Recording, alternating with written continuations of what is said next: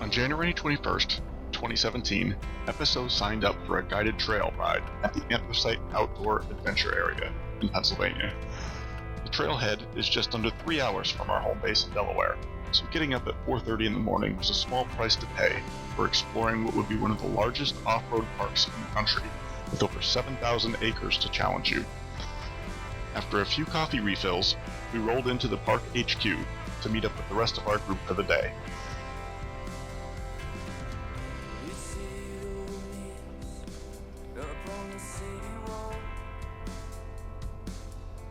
The unnaturally warm January weather brought in a heavy fog and stayed throughout the day.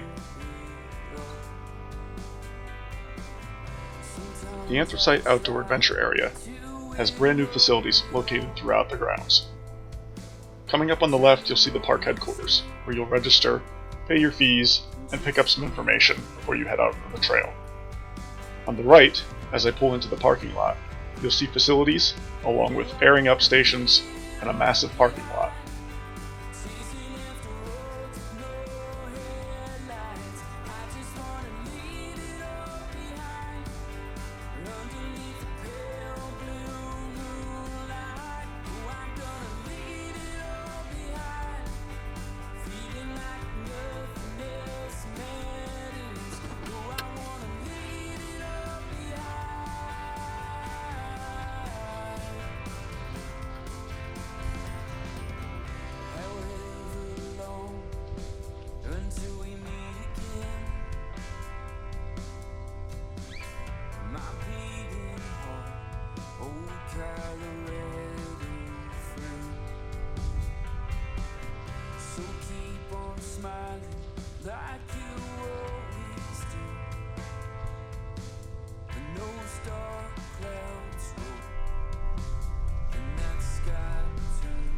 We recently acquired some new camera equipment and felt like this trail run would be the perfect opportunity to test it out before our big trip this summer. Primarily, our GoPro Karma Grip, which is a stabilizer for the GoPro Hero 5, was one piece that we felt would get a workout. In this clip, you can see how I hold the GoPro with one hand and drive with the other. Probably not the best idea, but I wanted to see how level it would keep the GoPro as we bumped around on the trails.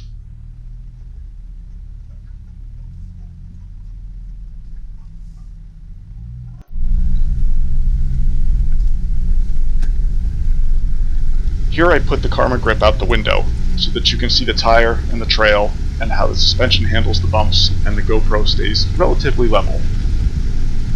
If I wasn't driving during this trip, I probably would have filmed a lot more with the GoPro.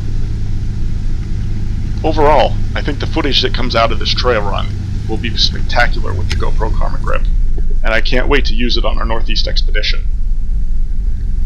For now, I think we'll have to settle for dashcam footage for most of what we've gone through. Enjoy!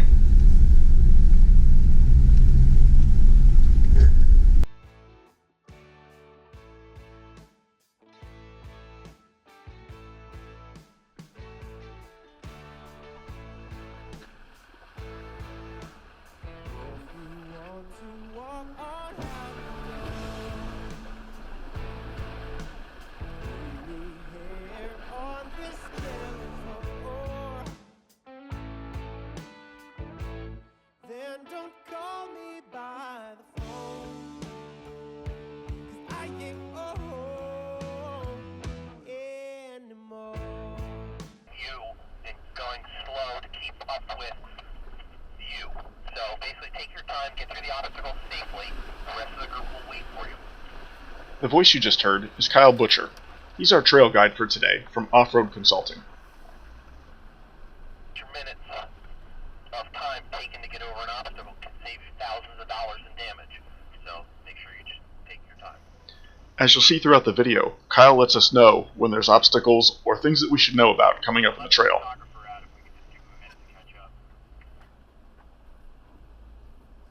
Yep, and any spots like that, a photographer gets out, we can hang that back, let him catch up. Now, when the photographer's out taking picture, there is prizes for whoever gets them the dirtiest by any of those obstacles. Just keep that in mind.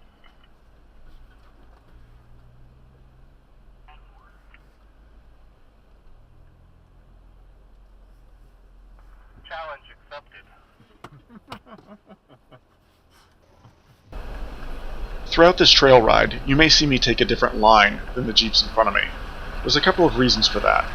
One of them is, I'm the first 4-door in the line. Every Jeep in front of me is a 2-door, with a much shorter turning radius. The other reason is because I have a third dimension to deal with. While on this trail, there are some very tight spots. I not only have to watch out for rocks and obstacles in front of me, I have to keep an eye on tree limbs and overhangs as well. I'm running a goby rack, with some fuel cans, a rooftop tent, and an awning. So there's a third dimension here that I need to take into account.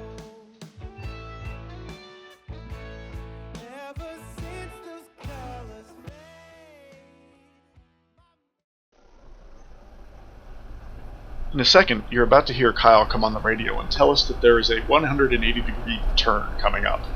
Knowing that I'm the first 4-door with a much larger turning radius, I anticipate a 3-point turn.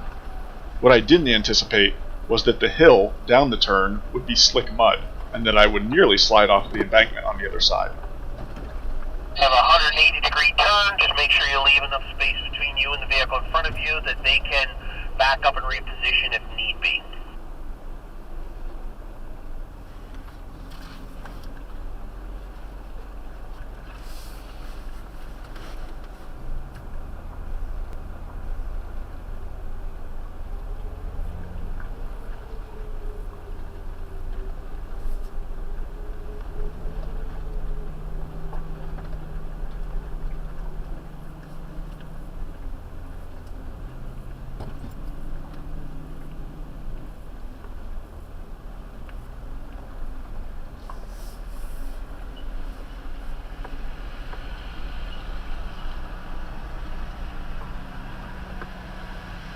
Second, we're going to get the video camera out. Problem. Also, a deer carcass on the trail. I don't know if you saw it on the way through. Did. I'm going to remove that when I get to it.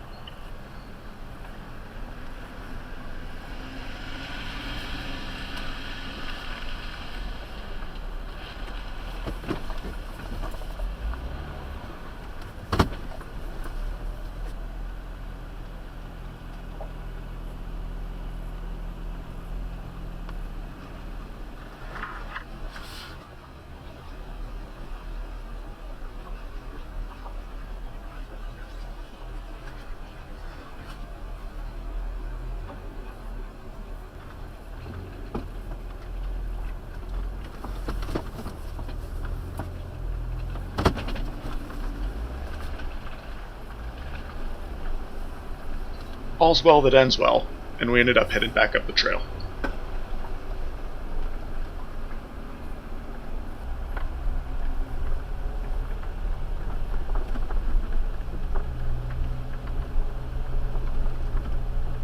Take your time across some of the ice on these puddles. Some of it still supports the weight of the vehicle, sometimes it does not. And with the weather the way it is, you may break through. So just take your time as you go across. Kind of anticipate breaking through so you're not caught off guard by it. Just go nice and slow. I knew that I was by far the heaviest rig on this run. With all of the overlanding equipment, the water tanks, the gas, the batteries, I knew that I was heavier than the other Jeeps. I wasn't as concerned as much about breaking through and pushing out. What I was concerned about is driving speed through icy water, especially thick chunks of ice. They can do some damage underneath your vehicle if you're not careful. While the FSO JK has raised differential breathers, there's still brake lines and other mechanical items that hang down from your vehicle. The smart move is slow and steady through large chunks of ice. Push them out of the way with your tire and bow wake, and you should be fine.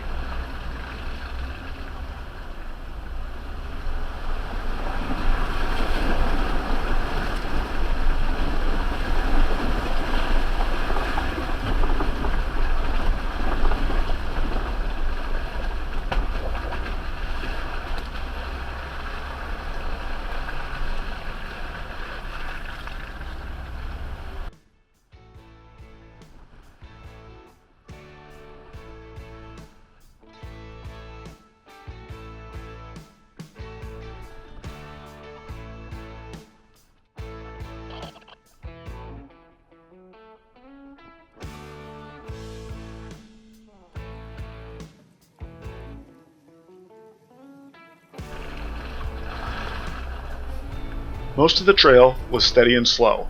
It was challenging and fun, but every once in a while you felt like you got rewarded when you got to go through a puddle like that.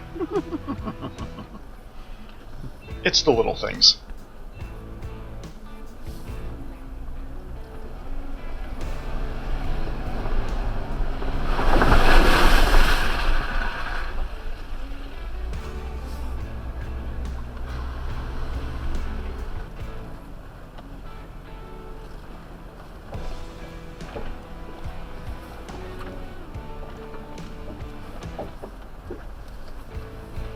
Turning the corner, I see a couple of ruts, but with a disconnected sway bar, it should prove no issue. I see the paparazzi is out in full force today. All kidding aside, Quadratec was nice enough to join us on this adventure.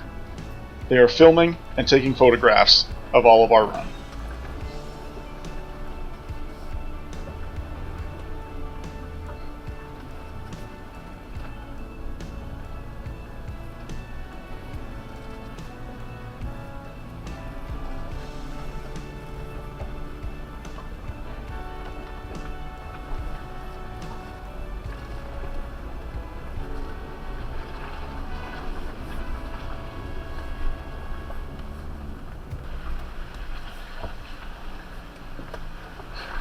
This area starts to get a little soupy. This is actually the first place I turned on my rear electronic locker.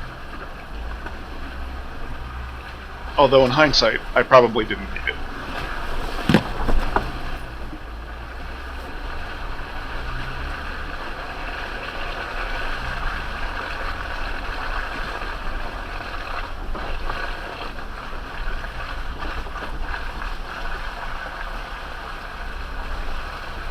I know some of you are back there a little bit yet, but up ahead here, we're coming into another section where this is a little bit of a challenging section, but it's kind of pick your poison.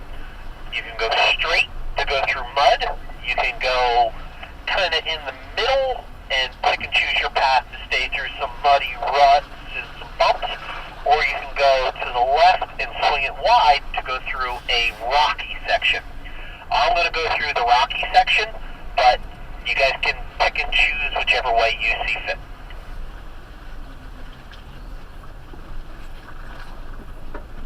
And they're short sections and they all come right back to the same spot. And as you're coming down the trail, you'll see straight ahead there's a pine tree laying down. We all come out at the same spot there.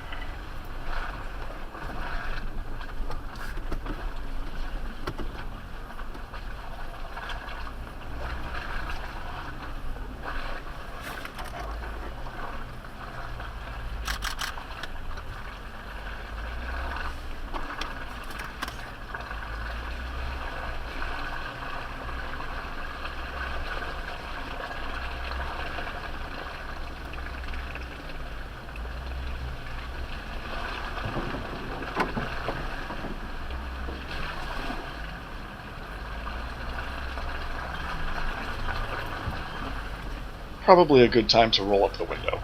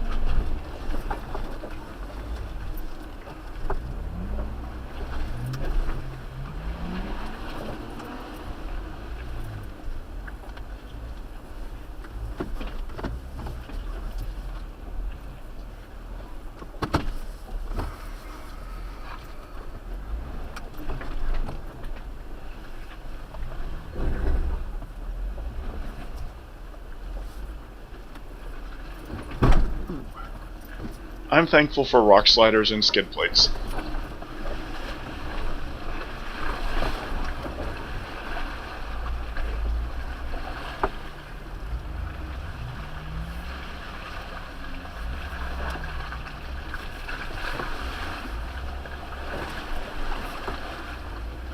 Can you go over that?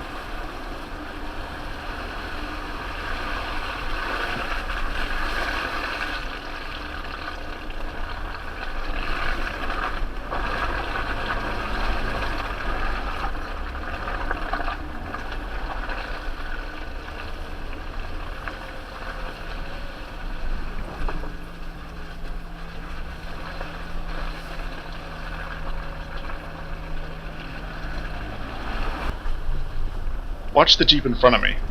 The timing of his actions and the comment from our guide are impeccable.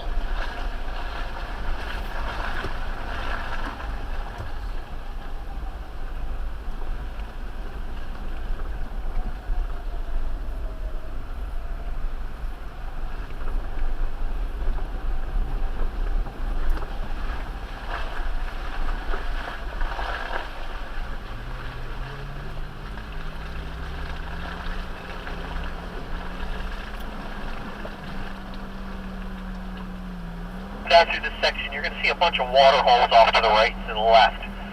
If you're feeling adventurous, you can dabble a little bit, but be careful. He might get out. Hold on. We got one maybe stuck. Some of them can be 5 inches. So just be cautious and careful.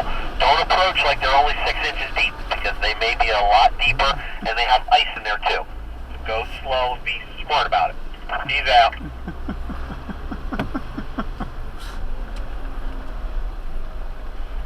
Had one hung, but he got free, Kyle. Yeah, that was probably a mistake. Yeah, these mud holes out here are deceiving. Be careful. Alright, we're going to get started. Just anybody who has a low 4-door, just be careful going up and over this hump. Remember that skid plate and rock slider comment? Hit it a little bit of an angle to help break up from dragging the belly as hard, but as long as you have a little bit of a lift, you should be fine. The JK's running a 2.5 inch lift, so I thought that I'd be okay. I thought wrong. Again, I'm the first 4-door going over this hump.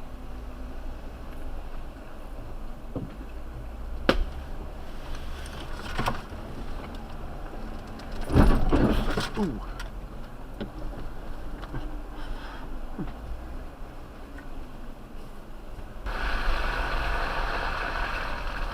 Coming up into an area that has a huge wide area, and there's a nice spot here to splash through the mud. So if anybody wants to get their vehicles dirty, on the right hand side is a nice little loop to splash your way through.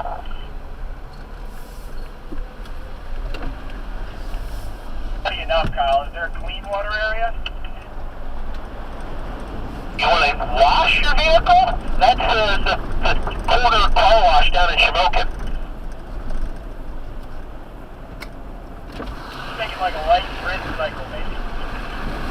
There you go. There might be a couple spots where you can splash through and stay somewhat clean. We'll see what arises as we go.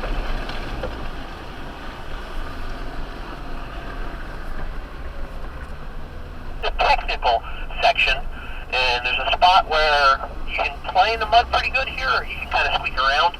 If you go around it to the left, just take your time, because it's going to want to drag you straight, and then you're going between a log and a tree. Just make sure you're not hitting either of those. And then we got to turn to the right and go through a couple muddy humps, which may take a few tries. So I'm going to go through it and then come back and just help keep an eye on everybody getting through. Kyle wasn't kidding. It doesn't quite come out very well in this video, but this was a pretty serious obstacle. To the right was a giant mud pit. To the left was a pretty hefty hump, for lack of a better term, which came off of the hump straight into an uphill climb. Solid mud all the way around.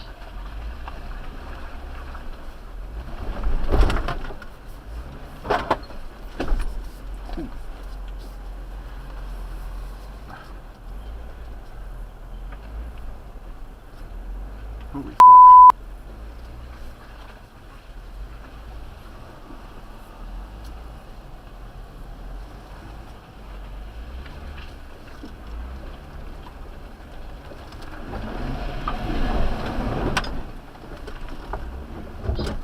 And here's what happens when you misjudge a hill. More than once.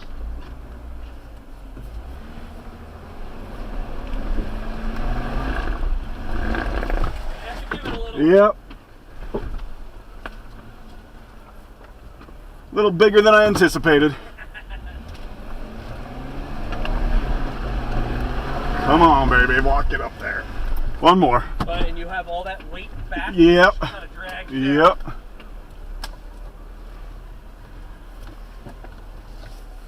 All right.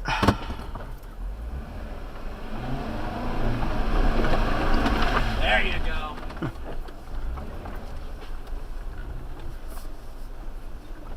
For that attempt up the hill, and both of them before that, I was fully locked front and rear differentials.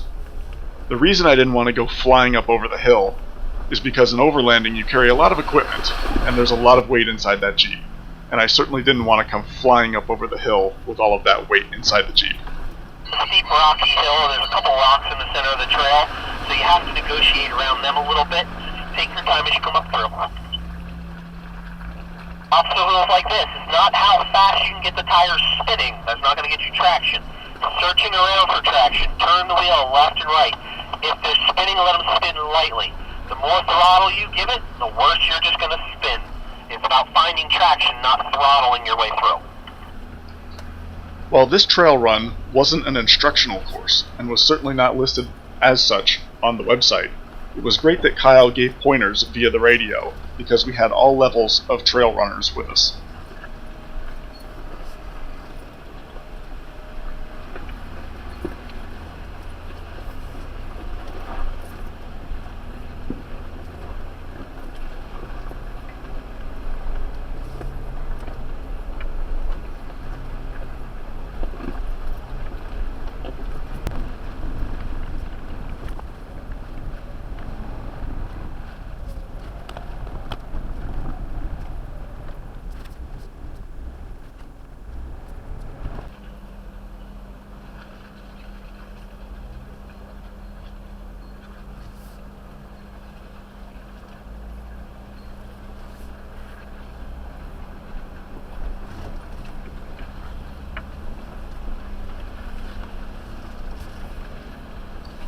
This next obstacle was a fun little hill.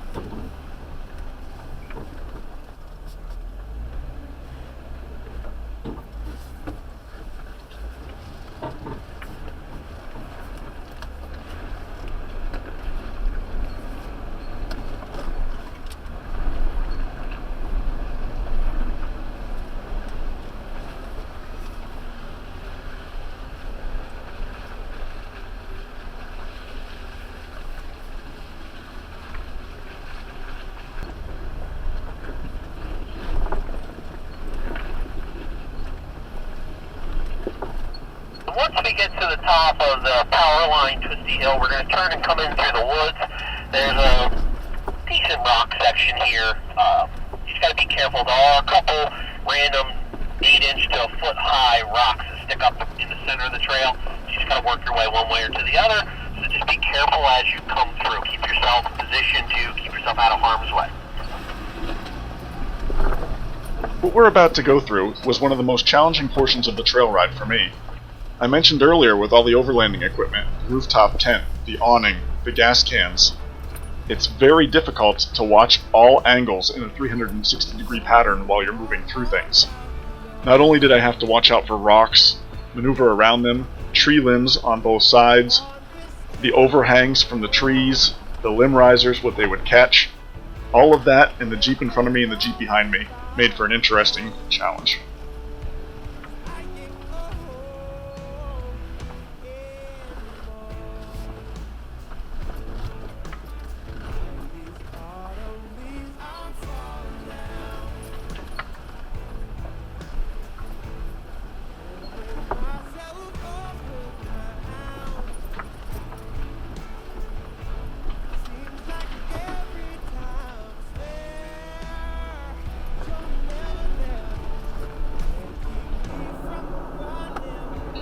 After nearly 6 hours on the trail, it was time to call it a day.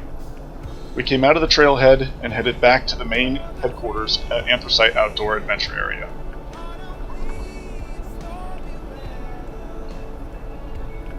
It was time to pull in, take a stretch, air up, and say goodbye to our trail group for the day. By the end of the day, we had run 20 miles on the trail, all on the west side of the park. There's an additional eastern side of the park that we have yet to explore. You can bet that for State Overland will be back to join Off-road Consulting and Quadratec to explore the east side of the park on future trail runs. Until then, be safe, tread lightly, and thanks for watching. I keep on falling.